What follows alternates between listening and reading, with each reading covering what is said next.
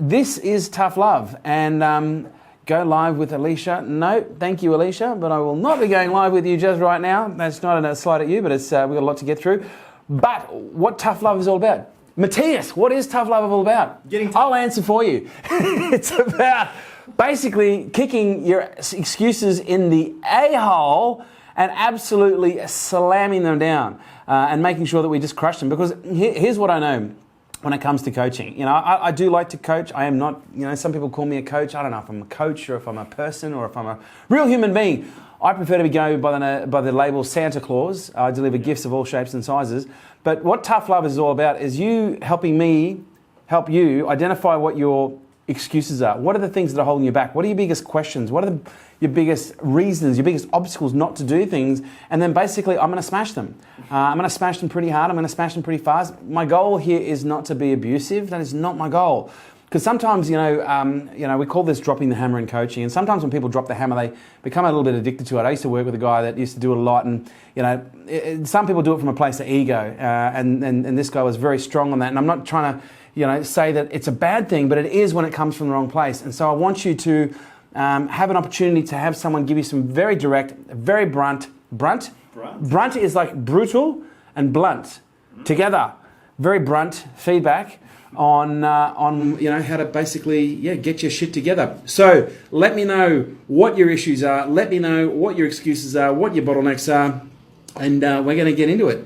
We've got Angela Stoner. Hey, Angela Stoner from Ontario. Stoner, that's got to be a funny name to walk around Canada with. We've got Bree. Hey, Bree. We've got Lindy. We've got Michelle. We've got Lisa. All right.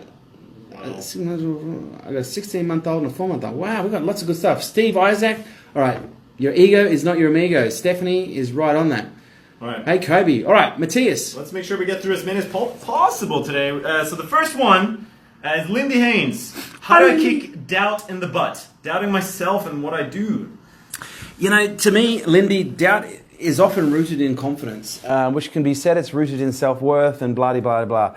But to me, doubt is often one of those things. Like, I don't know about you, but when I first learned how to drive a car, there was a part of me that was very confident that I could drive a car. But then the moment I got behind the wheel of a manual for the very first time, I was very doubtful. All of a sudden, my confidence was rocked. And it went from being this concept in my mind that seemed easy, but then the moment reality hit, the mechanics of driving a car kicked in. I was like, well, shit, maybe I actually can't do this.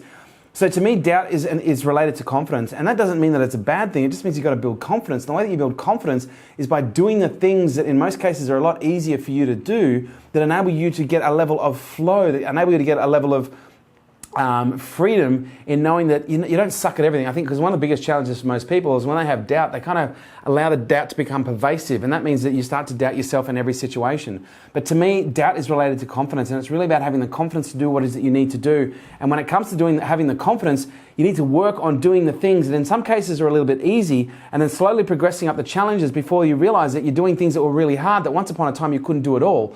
I know now, when I first was learning how to drive a car, it was very difficult. I struggled just to be able to alternate between the clutch and the accelerator, let alone a fucking indicator, and looking in the rear view mirrors and the side mirrors and, being able to merge in traffic. I was like, now I can drive down the road changing gears whilst on the phone, hands-free of course, eating a Big Mac and drinking a milkshake. Not that I'd eat a Big Mac nor drink a milkshake, but my point is, as we progress in skill, our confidence builds. But the way that we progress in skill is through not only practice, but through ongoing development and through ongoing pursuit of learning how to do things better, learning how to become better at changing gears, learning how to become better at merging lanes, learning how to become better at reverse parking or three-point turns or whatever the fuck it is that you need to do. My advice is stop sitting on the fence and do the things that make you feel uncomfortable and turn that doubt into confidence and get the fuck on with it, please.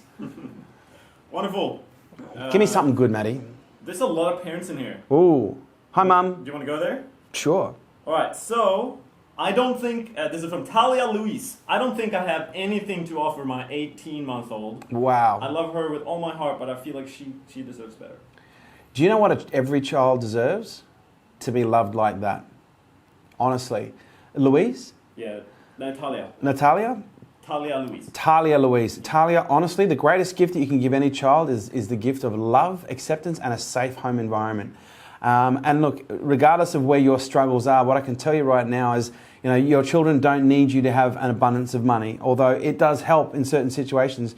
Your children don't need you to have an abundance of presents to give them. What your child needs is the abundance of safety, feeling safe to be able to develop neurologically and biophysically in a healthy and adaptive way. But they also need to feel loved, because that is how they form their primary connection with the world, is through their parents.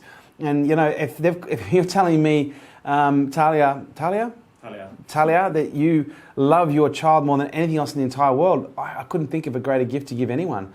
So my advice is focus on the things that you do well. Don't worry so much about the things that you don't, but just focus on being the very best parent that you can be every single day. And here's my goal. Every day, just ask yourself this question: how can I do better? How can I do better as a parent? How can I do better as a friend? But if being a parent is something that's important to you, which it is to me, I ask myself this question every day: how can I just do better? And some days we don't do better. Sometimes we do worse. And we've got to learn how to be kind to ourselves.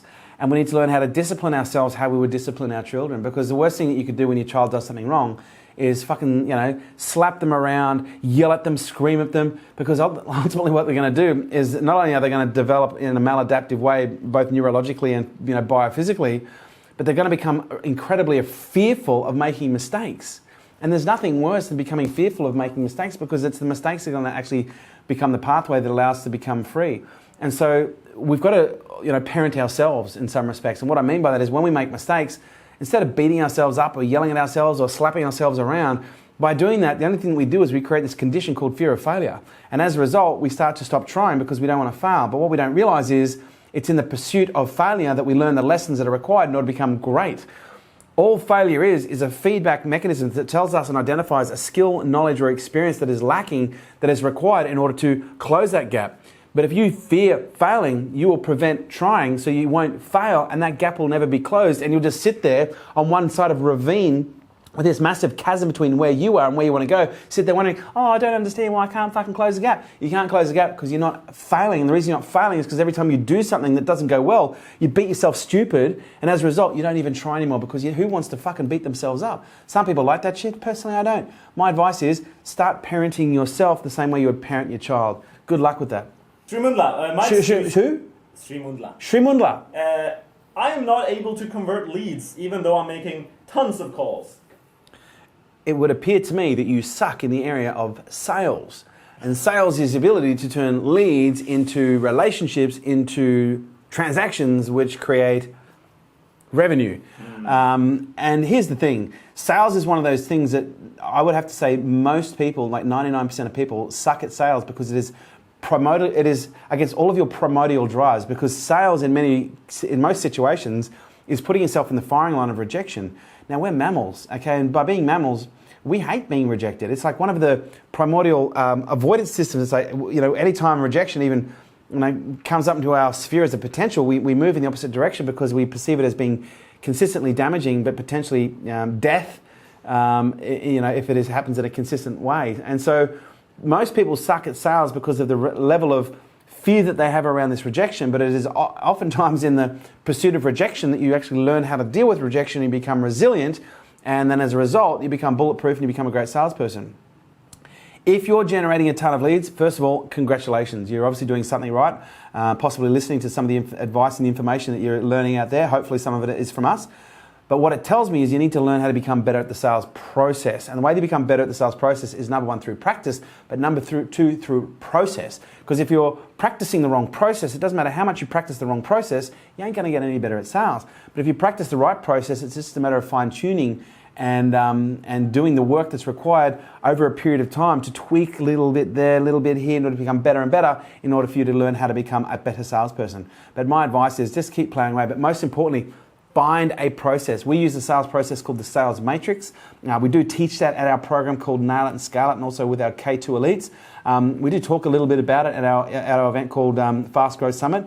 But honestly, our Sales Matrix is probably the most potent and powerful sales process you'll find anywhere in the world. And the reason I say that is not as a plug, and it's not as a pun. I say that is because it's very ethical, it's very moral, and it's really designed around the truth and helping people identify the truth of their situation, which in most cases either creates a level of compulsion to change or a level of awareness that they don't need to.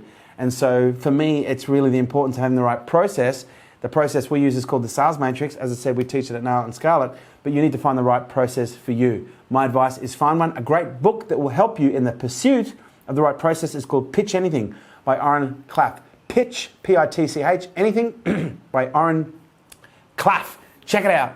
Check it out. Funk Soul Brother, check it out now. Funk Soul Raymond Saliba. I need a fucking haircut. I'm 53, Curran. Congratulations. People are filling my head about retirement, but I'm starting a new business and I need some backup. Fucking go for it, bro. What do you need? Thumbs up. You're fucking in. What's his name? Raymond. Raymond. Dude, 53 ain't old. I'm 44, turning 45 this year, and if any motherfucker out there wants to say that's old, we got a problem. And we'll turn this from tough love to fucking cage fighting, to Fight Club, to Tough Love Club, to Tough Love Fight Club. I don't fucking care. It ain't old. Old is just a number. To me, it's how you feel. And, oh God, how many fucking people do I need to list that started their business over the age of 40? Henry Ford, Colonel Sanders, fucking lots of dudes, some chicks, a couple of animals. There's so, if you Googled right now, if I could write, hey Siri, Google right now, successful people who started their business over the age of 50, she didn't hear me. But if she did hear me, she would come back with this massive list of names of people that have fucking actually done it. Honestly, stop it. You're not old. It's just a number. Get on with it. Fuck. Wow. Oh, mate. Ouch, Raymond. All right. Raymond. Fuck, bro. Next up, we have Bree Hillier. Hey, Bree. Why can't I ever stand up? Because. Sorry, carry on. Why can't I stand up for myself ever? Why can't I stand up for myself ever? Because you haven't put a high enough value on you, your worth, your values, and the things that are important to you. And it's about time to fucking change. Because at some point, you're going to become sick of having people walk all over you consistently in order to keep the peace. It sounds to me like you're the ultimate diplomat. Now, diplomatic skills are very potent and very powerful and very practical in the right situation. But if you're too much of the diplomat, you're going to end up not being the diplomat, you're going to end up being the doormat. And I'm just amazed that they both kind of rhymed when I said that. The diplomat and the doormat really comes down to one thing, and that's standing up for what you believe in. And my advice is just fucking stop. Stop right now. If people are walking all over you, find a way to say things that are tough in a gentle way. Just because you're a diplomat doesn't mean you can't say tough things, but saying tough things doesn't mean you have to be rude. To me, being rude isn't the key of learning how to stand up for yourself. To me, it's about being honest and about being open and about being forthright, but having a value on your own opinion. Start valuing who you are. You're an important person. You wouldn't be here if you weren't. Every human being on this planet, every organism on this planet, by virtue of being alive and having the level of presence in this conversation we're in right now, you have a purpose for being here. And my feeling, my sense is your purpose is really going to reveal itself once you start to learn how to assert your value and assert your personality and assert your purpose in the world. Stand the fuck up. Be counted. Stop sitting down. It's hard to be counted when you're sitting on your ass. Stand up, be seen, stand tall. You're worth it. Get on with it. Do it now. All right, here we go. Jonathan Monson. Hello, Jonathan. The excuses I keep getting is I don't do well on camera, so live won't help me. I'm afraid to make mistakes. I don't do well on fucking live either. Ta-da! Look, do you know what's so funny? When I first got on camera, I used to suck so bad. Okay, let me tell you. Because people look at me and go, oh, Kerwin, you're so good on camera. It's like, let's fast forward back to 2009, 2010, when I first started doing videos. Thankfully that the world didn't fucking see because no one was following me back then. But if you did, you'd be having a great sense of relief right now because the very first video that I ever filmed was a 3-minute video. Okay, it took me 8 fucking hours to film. But here's the punchline. I had a script. And at the end, that 3-minute video was like 3 or 4 videos spliced together because I fucked it up so bad. It was basically 7 hours and 57 minutes of me going, fuck, fuck, fuck, fuck, fuck. And then 3 minutes intermittently of me getting it right that was spliced together. I sucked so bad when I first started doing video that I made people who were actually bad on camera look good. And the reason I say that is because I actually play this film of my very first video at Nail It and Scale It. And people look at that video and they go, holy shit, he really sucked bad. I'm not as bad as that, so I'm going to be amazing. So my advice is put it in perspective. I don't know if we've got it on YouTube, but I know it's on Facebook somewhere. We should do something. We should make a video out of it. Actually, we're going to make a video out of it. There we go. All right. You got no fucking excuse. Once you see that, you'll be like, ooh, I've got nothing. I got nothing on We're Cayman. going to switch to Instagram. Ooh, we're going to Instagram. Get over to Instagram right now. Instagram me, please. We are going to Instagram. Get onto Instagram right now. Oh, did I just get a scam? Quick question. No, didn't get a scam. Do you have a book, Curran? Do I have a book? Oh, golly gosh. I do have a book that's coming out very shortly. Been saying that now for about 10 years. Yep. It is coming out. It is coming out shortly. By shortly, I mean in the future. And by in the future, I mean, oh, Wahlberg, he's looking pretty good. Check him out. He's looking very shred. All right. Live on Instagram. A book is coming. Be patient. But get over to Instagram right now. Please, get over to Instagram right now. I want to kick ass on Instagram and I need your help. All right. Let's get onto Instagram. Melissa. Hello, Melissa. My biggest excuse is that I'm all alone and a single mother, so everyone has it easier than me. Ooh, wow. Ooh. Let me fucking tell you right now. You're a single mum. How many kids? Doesn't say. Doesn't say. I was brought up from the age of 6 months by a single mum who had to bring up 2 boys on her own. And I will vouch for the fact it's fucking tough. But I can tell you right now, there's at least a dozen, thousand, million people out there who have it tougher than you. So maybe it's time for you to get onto YouTube and Google some videos about kids in Africa, okay, about child soldiers, about the sex trade that has been going on, in Asia right now with small children.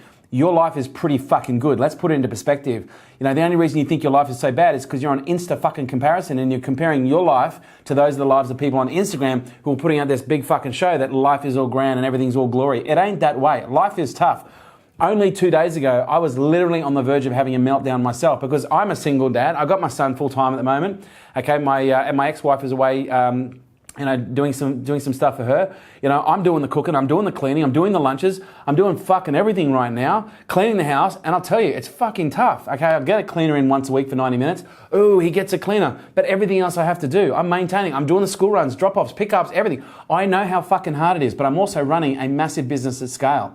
Okay, so I know that what can be done regardless of the consequences, regardless of the situations that pop up, but regardless of the constraints. Stop fucking kidding yourself. You've got it pretty good. As Gary would say, you're 1 in a trillion, 1 in 400 trillion. You made it to the fucking human side of the world. Suck it up, princess. Life ain't as tough as what you think it is. It could be a lot worse. And I'm not discounting that you got it hard, but what I am saying is you're alive. You got air in your lungs. Okay, you hopefully got food on a plate. Okay, and clothing on your back, and that you have love in your heart that you can give your kids. Stop fucking around, set the example, give everything you can to your kids so that they have a safe environment, but don't be afraid to go out there and do what is required. Honestly, you can surprise yourself with what you've got inside. Get on with it. This is true. Peak Performance Pros. Hello, Peak Performance Pros. I'm afraid I'll never make the money I want to make. I guess how much money do you want to make? Let's stop focusing on fucking money for a second, shall we? Here's what I know about money. It's an inanimate object. It has no emotional context. It only is applicable or practical or emotional when you apply it to something that you desire. Money is also an incredibly valuable source of consciousness. It is a valuable source of energy that we put an enormous amount of value and weight on. But at the same time, it's an inanimate object. You aren't chasing money, Peak Performance Pro. You are chasing happiness. Because when I sit down with everyone, and I don't care if it's a fucking 53-year-old who's about to start a business or a 19 or an 18-year-old who's in their startup phase, I always ask them this question: so why are you doing what you do? And oftentimes it ends up after a few questions, oh, I want to change the world, I want to fucking do this, I want to do that, well, I want to make money. Okay, well, what will money give you? Well, I want to buy a Ferrari, I want to buy a fucking house, I want to buy my mum a house, I want to, take holidays. Okay, so if you can do all those things, what will it give you? Well, it'll give me a sense of fulfillment and achievement. Well, what will that give you? Well, it'll give me a sense of, well, what will that give you? What will that give you? Every single fucking time it gets to the root point of this. Well, I'll be happy. And let me tell you this, here's the punchline. People who are already happy, Peak Performance Pros, are 78% more likely to be successful. Let's just let that fucking sit for a second. Most people are waiting to make money in order to give themselves permission to donate to charity. Most people are waiting to make money before they give themselves permission to be a great parent. Most people are waiting until they actually make a lot of money before they give themselves permission to be fucking happy. There's a massive, massive issue with this equation. Happiness is the key to success. If you're already happy, you fucking won. You've won the lotto. Then all you need to do is apply that happiness, apply that joy, apply that energy that is created through happiness to the things that light you up in a commercial framework that is practical, that is also, not only practical from the sense of it's commercial, but practical from the sense that there's demand for it and people will pay money. But it doesn't start with money. It starts with happiness. Don't try and accumulate more money. Try and accumulate more happiness and the money will flow. Money, it ain't what you think. Jim Carrey said, and I fucking abbreviate, I wish everyone could have all the money, make all the money in the world that they want and have all the fame that they desire. Because it will be in that moment, or at least within 2 weeks or 2 months of that moment, that you'll realize that ain't what it's all about. And I can tell you right now, as someone who has made and lost lots of money, made and lost a lot of money and made a lot of money. Okay, in my earlier years, I thought that was what was missing because it was a void. I thought if I have money, then I'll be happy because everyone else I saw that was happy, they had money. And then when I made money, I had this conundrum because I had all this fucking money, okay, but I was still miserable. I was like, okay, maybe it's a fucking convertible car. So I bought 2, not 1, but 2. Still fucking miserable. Maybe it was a beautiful house in the water. So I bought didn't buy, I rented a beautiful house in the water. Still fucking miserable. Maybe I need to date a model. Dated a model, still fucking miserable. It wasn't the money, and it wasn't what money could give me. It was what was in here. The void was in here. The void wasn't out there. The void was in here. Do you, boo. Find happiness, and everything else will follow. Follow that. Follow your bliss. Hello, Morgan. Why don't I let go of my past and start my business? I don't know, Morgan. Why don't you fucking just let go of your past and start your fucking business? Here's a great idea. Morgan, let the fuck go. Sometimes you got to let go to hang on. Beautiful girl told me this yesterday, actually. Oh, Wednesday. Took her out for her birthday and she said, Kerwin, sometimes you got to let go to hold on. And I believe in life, I think one of the reasons why we have trouble letting go is because we sometimes feel that the weight of what we carry gives us greater meaning, or it gives us greater meaning. Because I honestly believe sometimes people use their shit or their baggage in life as a reason for significance, as a reason to compare their shit to other people's. Go, well, look, my pile's bigger than yours. My situation is so much more than yours. And they derive their significance through their situation of negativity rather than deriving their significance, through their success or their pursuit of success. Or maybe even just stop striving for significance. Maybe just start striving for, fucking happiness. Let's start there. But here's what I'll tell you, put it down. Let it go. Surrendering isn't about giving up. It's about letting go. And sometimes you got to let go to hang on. Because sometimes hanging on too tight, it can be emotionally draining. And we all have baggage. I get it. I got baggage. Fuck me. I've had so much baggage in my time that I should have 20,000 fucking storage lockers full of shit. But I don't have the key anymore, Along came the day where I had all this baggage, and I still have baggage. I'm like everyone else. I'm not fucking perfect. But one day I just decided to stop going back to the locker. And I decided I was not only going to stop going back to the locker where all my fucking baggage was stored, I was going to throw away the key. Because if you haven't got a key, you can't open it. If you can't open it, you can't look at it. If you can't look at it, you can't dwell. Some shit just doesn't deserve dwelling. But what I can say is, anytime I do dwell now, I like to go back and dwell. Whenever I dwell on shit now, I like to go back and remember things differently to how they actually happened. Oh, that's delusional. I'm fucking delusional. But the reason I do that is because, I'm someone that has experienced a disproportionate level of trauma. I've been told and labelled that I suffer from that I enjoy the upgrade of PTSD. But one of the things that I've learned is I can go back to some of these memories that other people would cause and label as traumatic, and I can recreate them in my mind to create new meanings that are more empowering than what they were when they happened, which in many cases is what causes trauma. And so for me, I find it very empowering to occasionally reflect on the past that is traumatic, but to view it through a different lens, to see things that I didn't see the first time, to create memories that weren't there, so that I can perhaps find it easier to let go. But my advice is throw away the key and forget where you put the fucking locker and just move on.